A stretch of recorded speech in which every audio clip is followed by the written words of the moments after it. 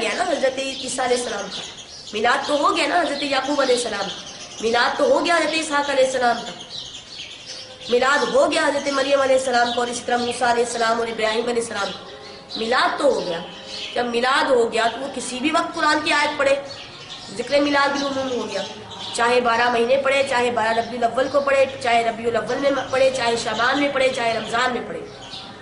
جب جب قرآن پڑھا گیا ذکر میلاد بالعموم ہو گیا. اور ان سارے میلاد ناموں کے علاوہ ایک میلاد اور بھی بیان ہوا ہے قرآن کریم میں. وہ میلاد ہے حضرت محمد مصطفیٰ صلی اللہ علیہ وسلم کا. آپ کا میلاد یوں تو آپ کی آمد جاء کے لفظ سے ہوئی ہے, ارسلنا کے لفظ سے ہوئی ہے, ہم نے بھیجا, ہمارا بھیجا گیا ہے. وہ تو آمد کے ذکر ہے, وہ تو نبوت کی بات ہے. ہم ولادت کی بات کرتے ہیں. تو آپ کا میلاد بھی قرآن میں بیان ہوا ہے. لا اقسم بہذا البلد وانت حل بہذا البلد ووالد وما ولد. ووالد تک تو بات ہوئی ہے. والد بھی کوئی کب بنتا ہے؟ جب اس کے گھر کوئی مولود ہوتا ہے. بچہ ہوگا تو ہی والد بنے گا نا, بچہ ہوگا تو ہی والدہ ہوگی نا. بچے کے بغیر تو والدہ اور والد کا کوئی تصور نہیں ہوتا.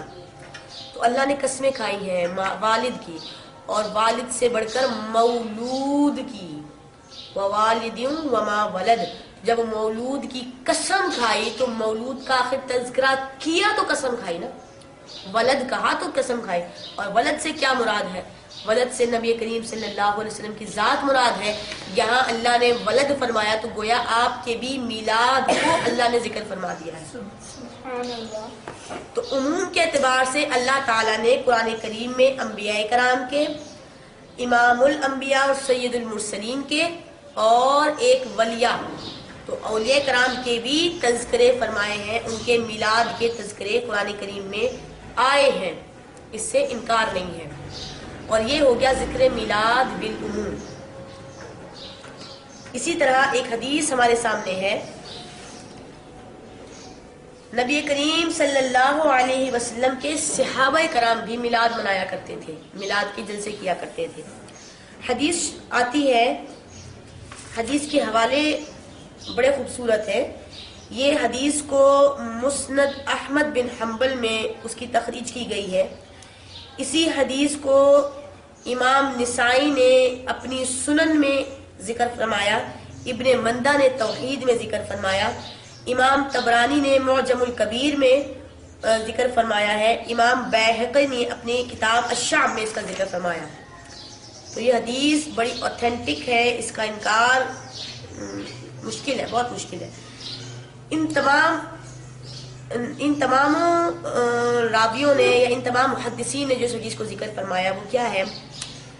وہ روایت آتی ہے سیدنا ابو سعید خدری رضی اللہ تعالی عنہ سے, کیا آپ فرماتے ہیں کہ خرج معاویہ علی حلقۃ فی المسجد, کہ امام حضرت امیر معاویہ رضی اللہ عنہ مسجد میں ایک حلقے کے پاس تشریف لائے.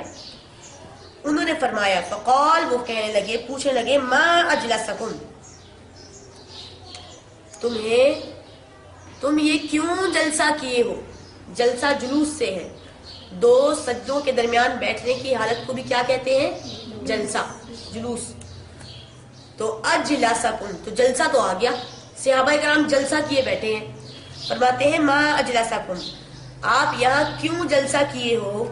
قالوا, وہ کہنے لگے. اب یہ امام امیر معاویہ آئے ہیں, اب امیر معاویہ ایک حدیث بیان کر رہے ہیں.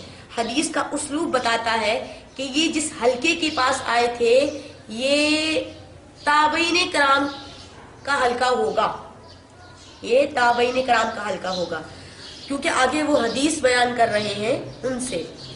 تابعین کرام کا حلقہ تھا. وہ فرماتے ہیں کہ ہم بیٹھے ہیں نذکر اللہ عز وجل, کہ ہم اللہ کا ذکر کریں. قال, انہوں نے کہا, اللہ ما اجلسکم, قسم کھاؤ اللہ کی قسم, کیا واقعی تم صرف اس لیے بیٹھے ہو اور کوئی وجہ نہیں ہے, اللہ کا ذکر کرنے بیٹھے ہو؟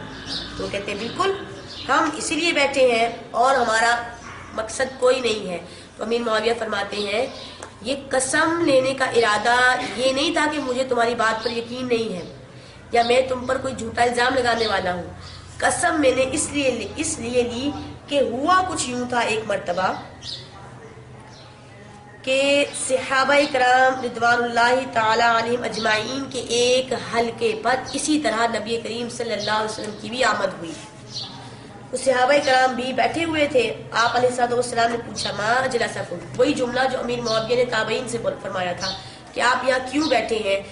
تو صحابہ کرام نے عرض کیا یا رسول اللہ صلی اللہ علیہ وسلم جلسنا، الفاظ بڑے غور طلب ہیں، جلسنا نذکر اللہ عز وجل ونحمدہ، ہم یہاں بیٹھے ہیں اللہ کا ذکر کرنے اور اس کی حمد و ثنا کرنے اس بات پر کہ علی ما ہدانا للاسلام، کہ اس نے ہمیں اسلام کی ہدایت دی. اب اسلام کی ہدایت ڈائریکٹ تو اللہ نے نہیں دی نا صحابہ کرام، یہ تو سمجھی گئی بات ہے. وہ کہتے ہیں نا بین السطور سمجھ لی گئی بات ہے کہ جب اللہ نے اسلام کی دعوت دی تو یقیناً کسی پیغمبر کے ذریعے دی ہے، اور جب دین اسلام کی بات آتی ہے تو پیغمبروں کے سرداروں کی بات آتی ہے، امام الانبیاء کی بات آتی ہے صلی اللہ علیہ وسلم. جب انہوں نے یہ کہہ دیا کہ ہمیں اللہ نے اسلام کی ہدایت دی، اس پر ہم اللہ کا ذکر اور اس کی حمد کرنے بیٹھے ہیں، تو بات ختم. لیکن انہوں نے نبی کی آمد کو الگ لفظوں میں ڈفرینشیٹ کیا. انہوں نے کیا کہا، وَمَنَّا عَلَيْنَا بِكَ، یا رسول اللہ ہم اللہ کا ذکر کرنے، اللہ کی حمد کرنے بیٹھے ہیں اس پر کہ اس نے ہمیں ہدایت دی ہے اسلام کی، اور اس بات پر اللہ کا شکر کرنے بیٹھے ہیں کہ وَمَنَّا عَلَيْنَا بِكَ، کہ اس اللہ نے آپ کو بھیج کر ہم پر بہت بڑا احسان کیا، تو ہم اس احسان کا شکر ادا کرنے بیٹھے ہیں. مَنَّا عَلَيْنَا بِكَ، منا کے لفظ کو پڑھے تو ایک آیت یاد آتی ہے، لقد من اللہ علی المؤمنین، کہ اللہ نے مومنین پر احسان فرمایا. کیوں احسان فرمایا؟ کہ اللہ نے ان مومنین کے اندر ایک رسول کو مبعوث فرمایا. تو یہ احسان تو اللہ خود جتا رہا ہے، اور اسی جتائے گئے احسان کو صحابہ کرام یاد کر کر کے اللہ کا ذکر اور شکر کر رہے ہیں. صحابہ کرام کا بھی یہ جلسہ ہو گیا. پھر نبی کریم صلی اللہ علیہ وسلم نے خاموشی نہیں فرمائی، یہ منع نہیں کہا کہ اے صحابیوں میں نے کبھی جلسہ نہیں کیا، تم کیوں جلسہ کر رہے ہیں؟ میری سنت کو اللہ نے اسوہ بنایا ہے، تمہاری سنت کو مومنین کے لیے اسوہ نہیں بنایا، تو میری سنت پر عمل کیا کرو. نہیں، انہوں نے کیا کہا، آقا علیہ السلام نے پھر فرمایا اللہ کی قسم کیا واقعی تم صرف اسی لیے یہاں بیٹھے تھے اور کوئی وجہ نہیں ہے؟ صحابہ کرام نے عرض کی یا رسول اللہ صلی اللہ علیہ وسلم اللہ کی قسم ہم صرف اسی لیے یہاں بیٹھے تھے. نبی کریم صلی اللہ علیہ وسلم نے ارشاد فرمایا یہ میرا قسم لینا تم پر کوئی جھوٹا الزام لگانا نہیں ہے، میں تو صرف اس بات کو پکا کر رہا تھا کہ واقعی تمہارا یہاں بیٹھنے کا مقصد کوئی اور تو نہیں ہے. آگے فرماتے ہیں کہ بے شک جبرائیل میرے پاس آئے اور مجھے خبر دی ان اللہ عز وجل، کہ بے شک اللہ عز وجل تمہارے اوپر تمہاری باتوں کو بیان کر کر کے فرشتوں میں فخر فرما رہا ہے. کیا کام کیا انہوں نے؟ اللہ کے آگے سجدے کیے رکھا. صحابہ کرام نے کیا عمل کیا؟ کوئی حج کر کے آیا تھا کیا؟ نہیں. کوئی انہوں نے نمازوں کے انبار لگا دیے؟ اس معاملے میں فخر کیوں فرمانے والی بات کیا تھی؟ اللہ فرما رہا ہے کہ حضور فرماتے ہیں کہ جبریل نے مجھے آ کے بتایا کہ اللہ اس وجہ سے کہ تم بیٹھے اللہ کی حمد و ثنا کر رہے ہو، اللہ کا ذکر کر رہے ہو اور حضور کی آمد کے احسان پر اللہ کا شکر کر رہے ہو، تو اللہ تم پر اپنے فرشتوں میں فخر فرما رہا ہے کہ دیکھو یہ ہے میرے بندے. سبحان اللہ. تو نبی کی آمد کا شکر کرنے والوں پر اللہ فرشتوں کے درمیان فخر فرمائے، اور ہم یہ کہیں کہ جی نبی کی آمد کا شکر منانے والے تو بدعتی ہیں. اور آپ کو پتا ہے کہ بدعتی جب وہ کہتے ہیں تو ان کا بیک گراؤنڈ کیا ہوتا ہے؟ وہ نعوذ باللہ یہ مانتے ہیں کہ بدعتی مومن نہیں، بدعتی خدا کا منکر، بدعتی آخری نبوت کا منکر، بدعتی بیمار ہو جائے تو مسلمان عیادت کے لیے نہ جائے، بدعتی مر جائے تو اس کی جنازہ پڑھنے نہ جائے، اس کا جنازہ ہی نہ پڑھا جائے، اور بدعتیوں کو مسلمانوں کے قبرستان میں نہ دفنایا جائے۔ جب ایک طرف اللہ میلاد یعنی وہ نبی کریم صلی اللہ علیہ وسلم کی آمد پر اللہ کا شکر ادا کرنے والے صحابہ کرام پر فخر فرما رہا ہے، ان کو لے کر فرشتوں میں فخر فرما رہا ہے کہ یہ دیکھو میرے صحابہ کیا کر رہے ہیں، اور ایک طرف جی یہ کہا جائے جو میلاد کرتا ہے، جو نبی کی آمد پر اللہ کا شکر کرتا ہے، وہ تو ہے ہی بدعتی۔ تو اللہ تو فرشتوں میں فخر فرمائے اور یہ بدعتی کا قول فرمائے کہ جی یہ بدعتی ہے، تو کوئی انصاف کی بات ہے؟ کوئی سمجھ آتی ہے؟ ہمیں تو حدیث سے یہ تعلیم ملتی ہے، ہم حدیث پر جائیں کہ آپ پر جا کے لگاتے رہیں میں فتوے، ہم کوئی بات نہیں، ہم پر تو بدعتیوں کے فتوے لگے، حضرت علی رضی اللہ تعالیٰ عنہ پر تو شرک کے فتوے لگ گئے، تو یہ فتوے ہم بڑے پرانے سنتے آ رہے ہیں، ہمیں ان کی عادت ہو گئی ہے۔ حضرت علی پر شرک کا فتویٰ لگایا تھا خارجیوں نے اٹھ کے، تو یہ کوئی نئی بات نہیں ہے، انہوں نے بھی سہ لیا، چپ کر لیا، برداشت کر لیا، ہم بھی چپ کیے ہیں، اللہ ہی ہمارے اور ان کے درمیان فیصلہ کرنے والا ہے۔ خیر، یہ حدیث مبارکہ میں نے آپ کو سنائی کہ صحابہ کرام بھی ذکر میلاد، اب اسی حدیث کو لے کے ہم 4 بندے بیٹھ جائیں، نبی کریم صلی اللہ علیہ وسلم کا آج 12 ربیع الاول بھی نہیں ہے، میلاد کا مہینہ بھی نہیں ہے، تو آج ہم بیٹھ کے اگر اسی حدیث کو بیان کر لیں تو میلاد تو ہو گیا نا۔ تو ذکر میلاد بالعموم کیا ہے؟ کسی بھی وقت، کسی بھی مہینے میں، چاہے تنہائی ہو، چاہے یہ صحابہ کرام والا جلسہ ہو، جلسہ کریں یا تنہائی میں، کسی بھی وقت، کسی بھی لمحے، کسی بھی مہینے میں، کسی بھی دن نبی کریم صلی اللہ علیہ وسلم کا میلاد بیان کرنا، یہ ذکر میلاد بالعموم ہے، یہ جائز ہے، یہ قرآن کی آیتوں سے ثابت ہے، یہ نبی کریم صلی اللہ علیہ وسلم کی اس حدیث سے بھی ثابت ہے۔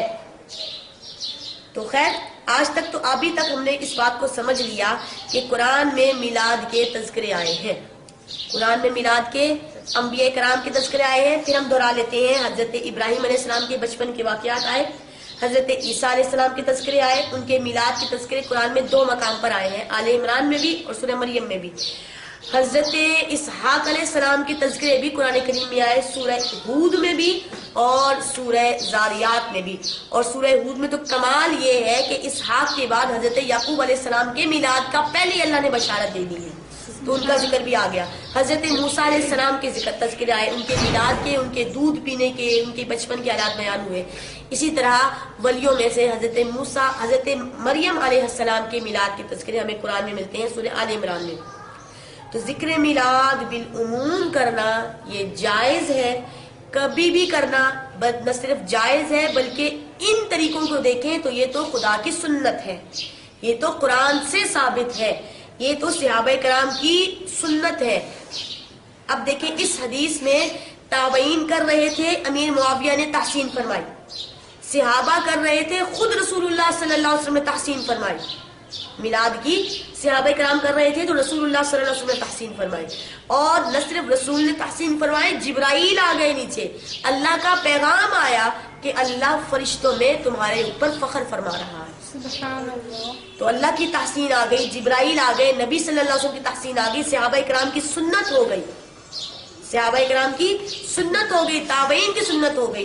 تو ذکر میلاد بالعموم تو قرون ثلاثہ سے بھی ثابت ہو گیا، قرآن سے ثابت ہو گیا، نبی کی سنت سے ثابت ہو گیا، اللہ کے وہ جو حکم آیا تھا چونکہ اللہ کی بھی تحسین آ گئی تو اللہ کی ہاں سے بھی ثابت ہو گیا۔ تو ذکر میلاد بالعموم کئی واسطوں سے ثابت ہے، قرآن سے ثابت ہے، حدیث سے ثابت ہے، سنت سے ثابت ہے، عمل صحابہ سے ثابت ہے، عمل تابعین سے ثابت ہے، اور ان ساروں کی تحسین خود اللہ تبارک و تعالیٰ فرما رہا ہے۔ تو ذکر میلاد پر آج ہم نے بات کی ہے، اللہ تبارک و تعالیٰ ہمیں اس کو سمجھنے کی اور اس پر صحیح معنی میں اس کو عمل کرنے کی اور دوسروں تک پہنچانے کی توفیق عطا فرمائے۔ انشاءاللہ ہم اگلے درس میں یہ پڑھیں گے کہ ذکر میلاد بالعموم تو آج ہم نے پڑھ لیا کہ سنت ہے، ذکر میلاد بالخصوص کی کیا شرعی حیثیت ہے، اور وہ کون سے امور ہیں جو نبی کریم صلی اللہ علیہ وسلم نے نہیں کیے لیکن ہم کر رہے ہیں، تو ان امور پر کیا فتویٰ ہوگا۔ اور پھر میلاد کو ہم دوسرے طریقوں سے بھی پڑھیں گے، اور بھی ہمارے سامنے بہت ساری احادیث ہیں، بہت سارے اقوال ہیں، بہت سارے فتوے ہیں، انشاءاللہ ہم اس پر بھی نظر ڈالیں گے. تو اللہ تبارک و تعالی ہمیں استقامت عطا فرمائے اور ہم سے یہ سب قبول فرمائے. وما علیہ الا البلاغ.